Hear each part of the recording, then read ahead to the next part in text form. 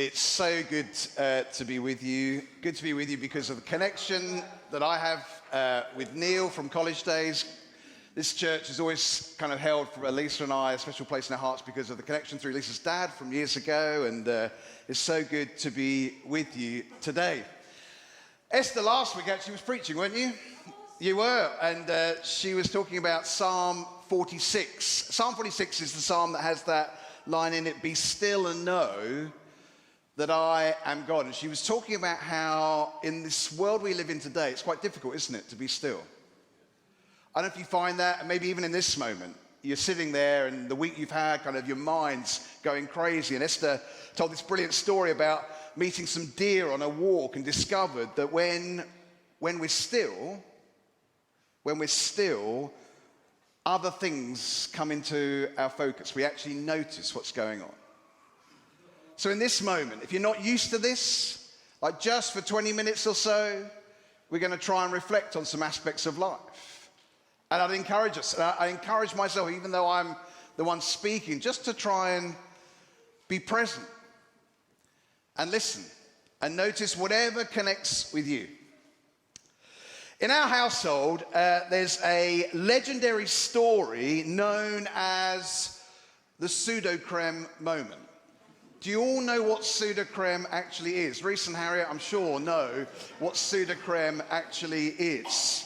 It's this miracle nappy rash cream that can soothe and stop a baby crying from 100 meters away. It's incredible, incredible stuff. But it's also like car axle grease. It's unbelievable stuff. I can see a lot of nods around the room, probably from parents. So, at the end of a long, busy and stressful day, when I should have had my feet up with my pipe and slippers, just for context, I'm attempting to get you on my side early with the story. Also, by the way, I don't smoke a pipe. I don't even wear slippers, to be fair. So at the end of probably the most tiring, stressful day that anyone has ever experienced, I was changing my daughter Brianna's nappy on the bed in our bedroom. For context, my daughter, who's now 27, is bright and beautiful in every way. I'm just saying that in case she sees the recording. She is bright and beautiful in every way. But she, like other female members of our family, just for context, there's only one other female member of the family, and she's here today. She, like the other female members of my family, is assertive and strong-minded and won't stay still when she's having her nappy changed. Any parents have kids like that?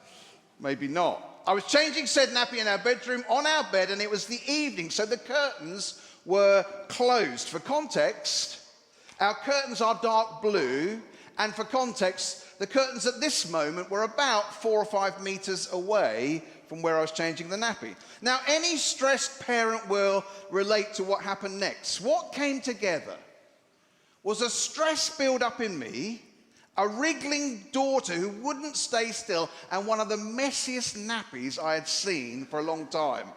I saw the red mist, and I lost the plot.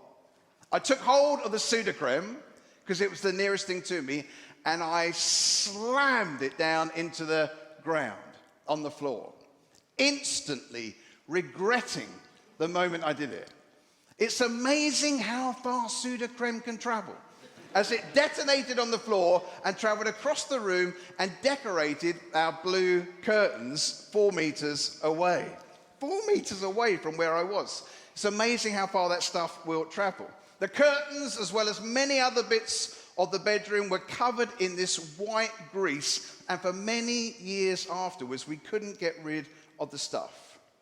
Not one of my finest moments. Everyday matters, and God cares about our everyday matters. In my everyday life and in my everyday moments, my children, Brianna, our daughter 27 now, and our son Jack is 25, my children have seen me at some of my finest moments, but they've also seen me at my not so fine moments.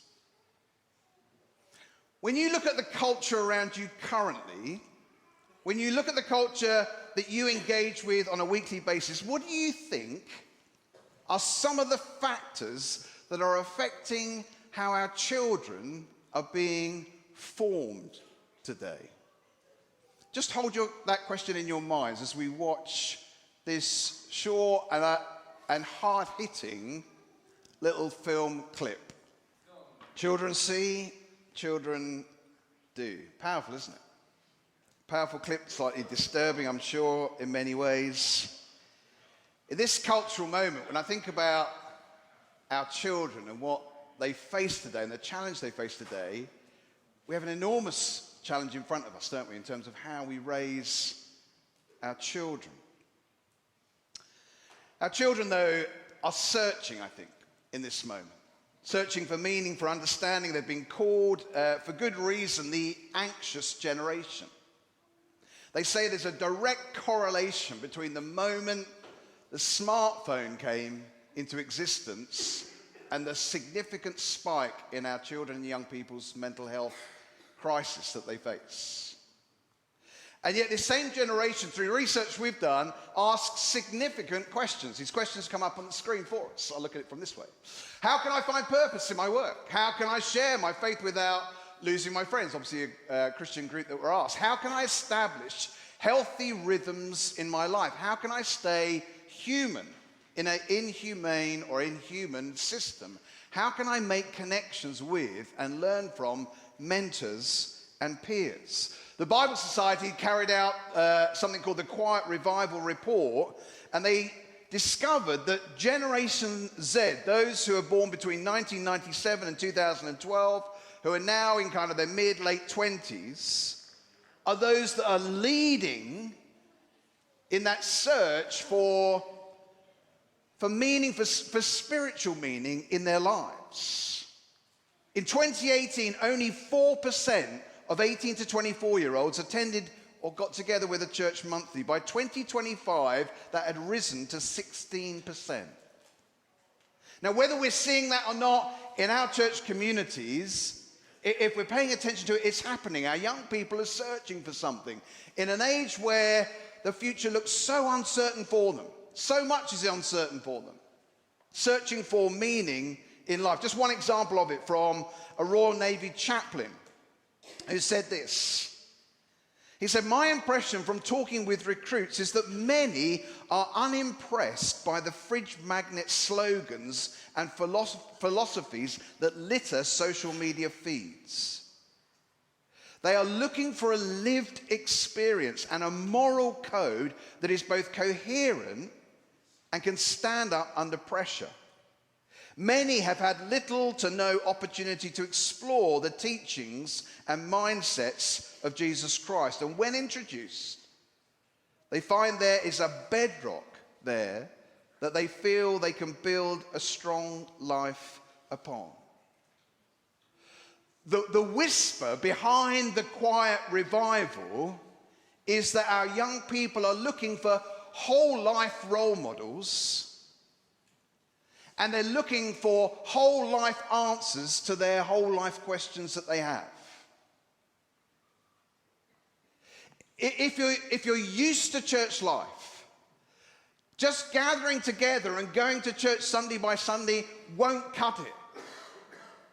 Our young people are looking to meet people who see how this makes a difference for them in every aspect of their lives. They want to see that it makes a difference in the everyday. My parents are a Christian couple. They're still with us. They live up in Frinton-on-Sea, up in Essex. And I was raised with them and with my three brothers as well, as part of a Christian family. My parents are the kind of couple who very much led by example, quite a quiet couple, but we said the same prayer every single mealtime.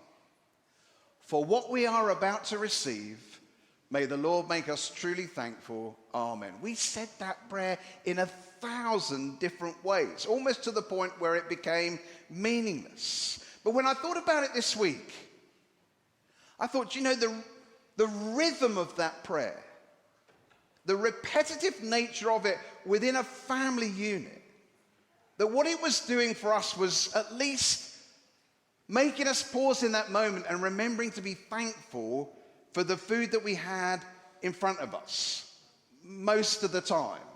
Not when it was liver and bacon, but most of the time.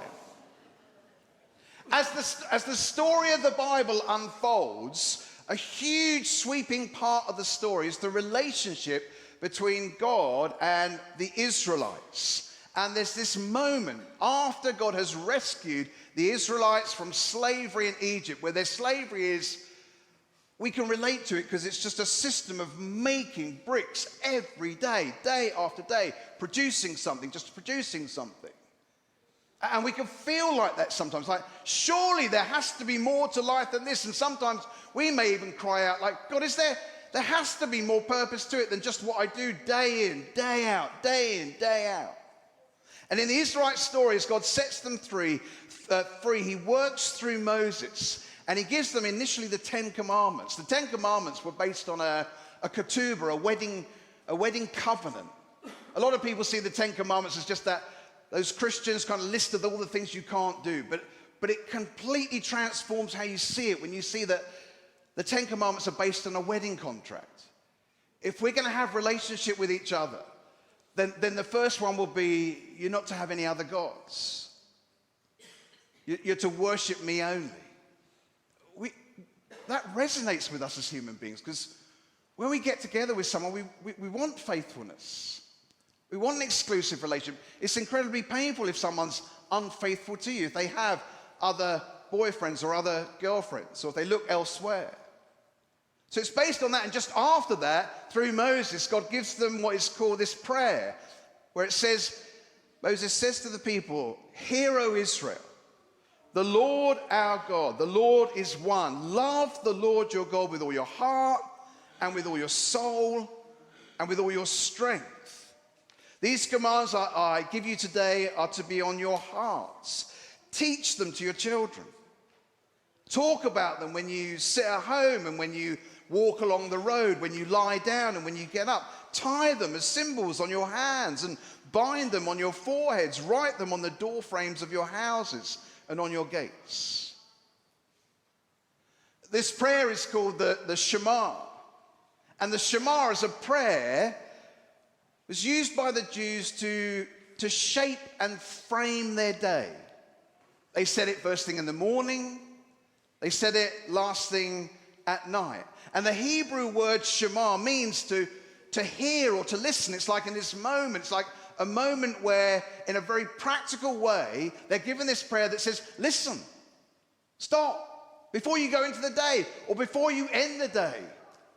Love God with all your heart, soul, mind, and strength. And can you imagine, as you start your day, you're saying to this village, this community, as you go into this day, teach your children and your grandchildren.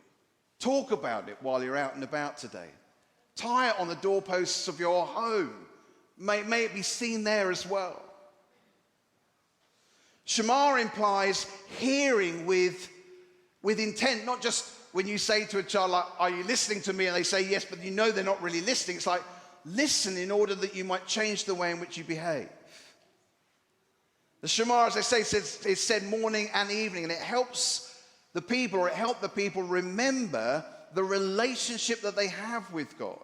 It's a way of acknowledging God's personal rule in your life, a way of tuning yourself in to God's way for the day.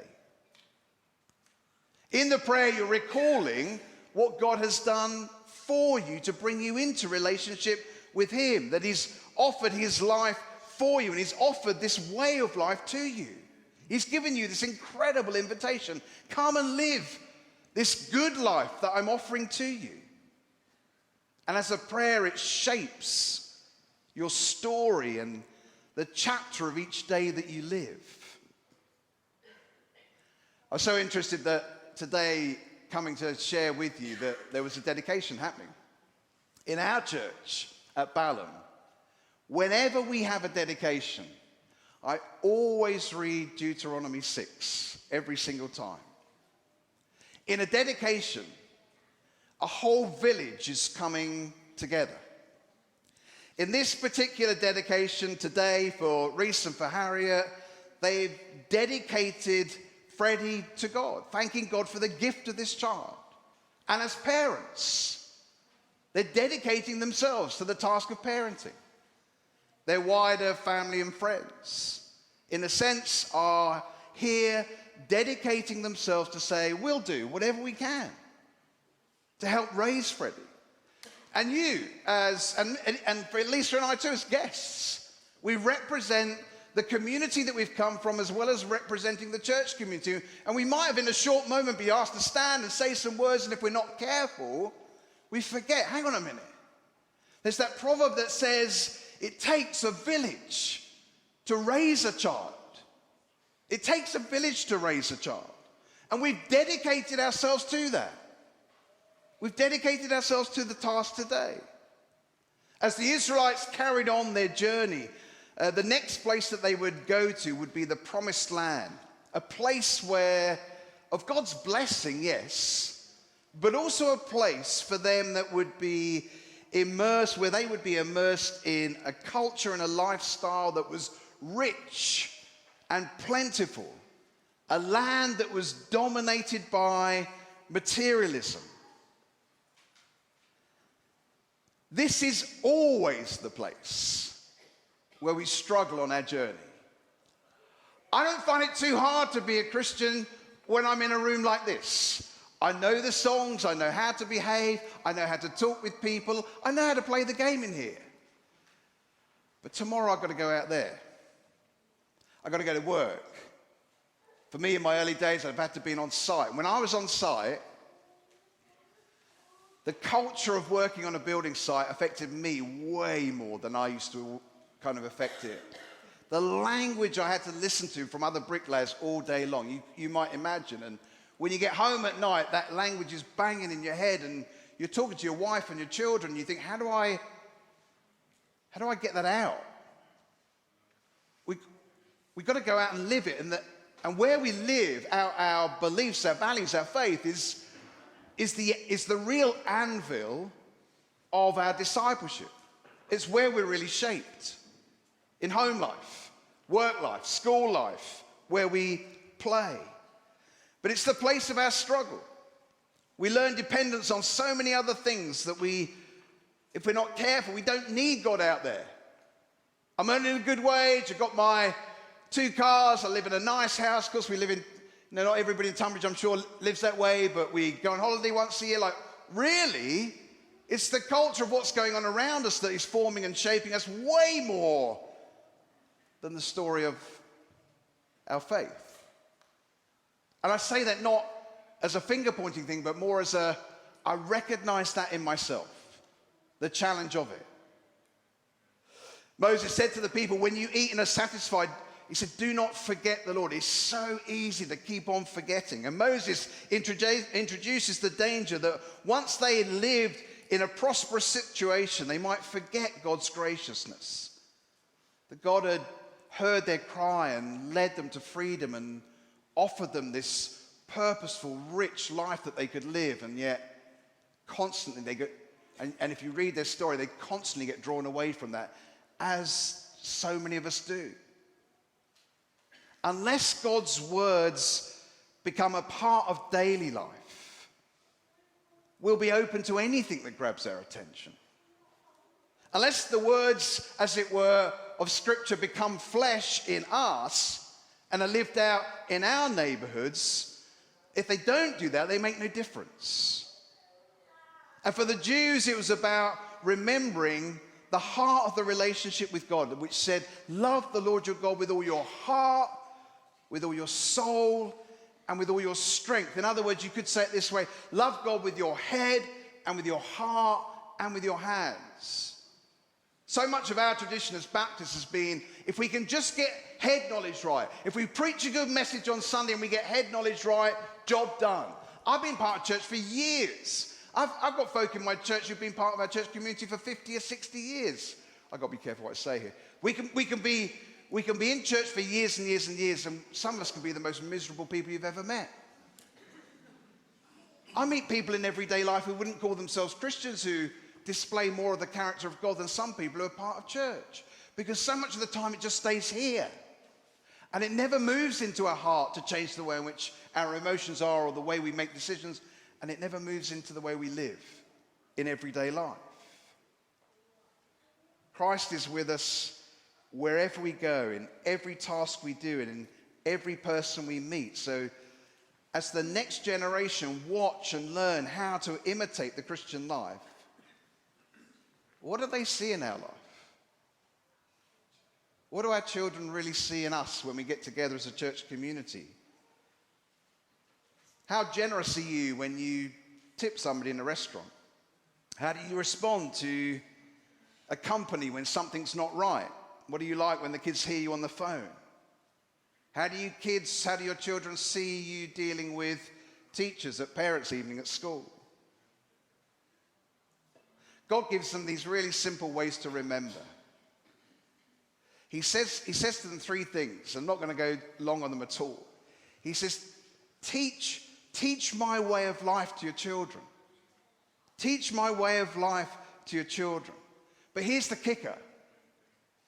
See, teach can sometimes be, as parents, like you can just say something that they've got to live a certain kind of way, but they don't see it in your life. There's this concept within Judaism where teachers were called rabbis, which can mean teacher, but it's much closer to meaning role model. Our children, the next generation, they might hear our teaching, but they want to see authentic Christianity lived out in their lives. There's a brilliant Christian songwriter called Stephen Whittaker. Whittaker's in my head. That might not be quite the right name, but anyway. His father was a preacher, a minister.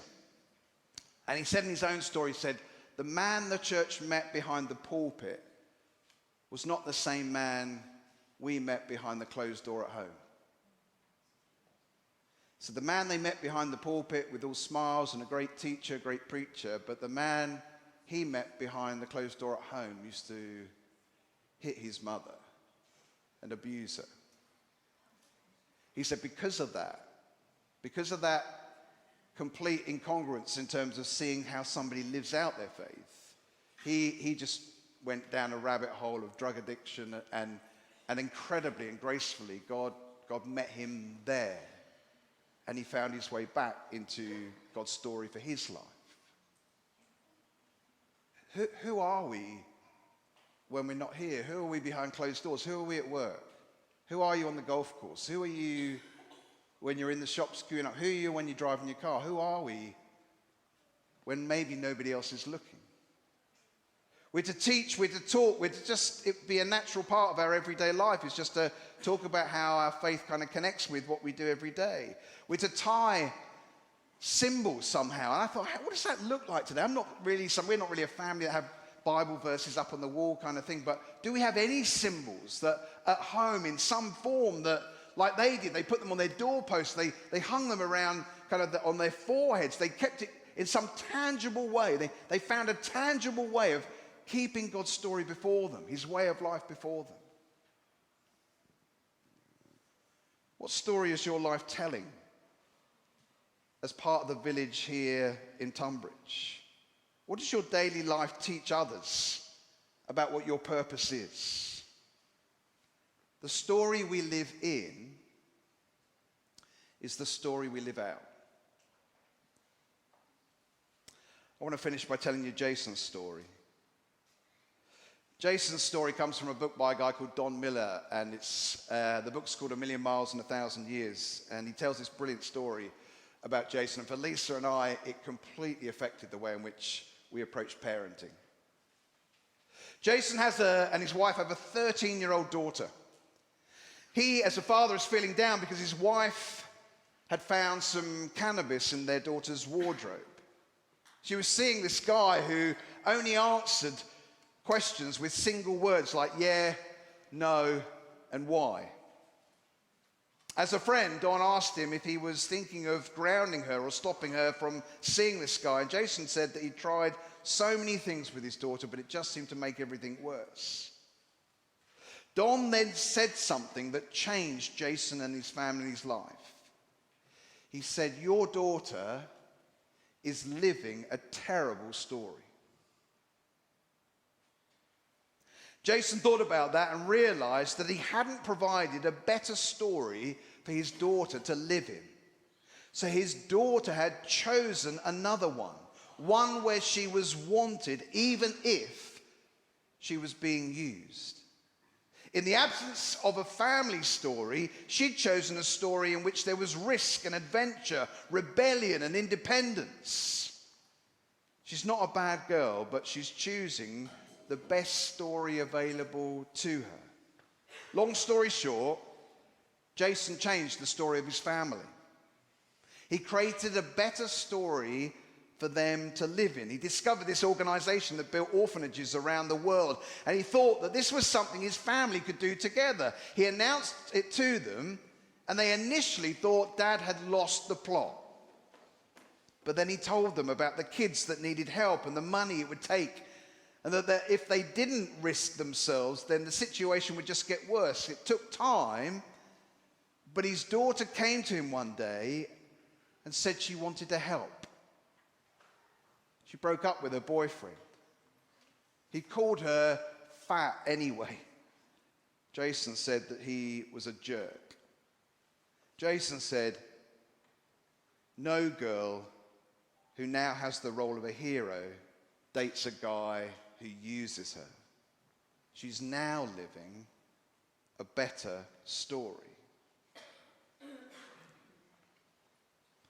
Is the best story that we can tell our children: go to church, don't go to parties, don't wear makeup, and don't go to the cinema? Maybe we don't quite tell that story today, but what is the story this church is telling its young people? What is the story, parents? What is the story your family is telling its children? It's so tough because if you don't offer them a story, this thing will. And it'll tell them some horrendous stories. But to them, it will be so exciting to go on that adventure if we don't tell a better story. Sometimes, I think, and it just comes into my mind to say it,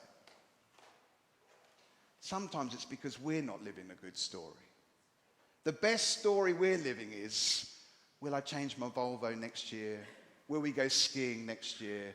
Will we change the kitchen next year? It's not a great story. It's really not a great story.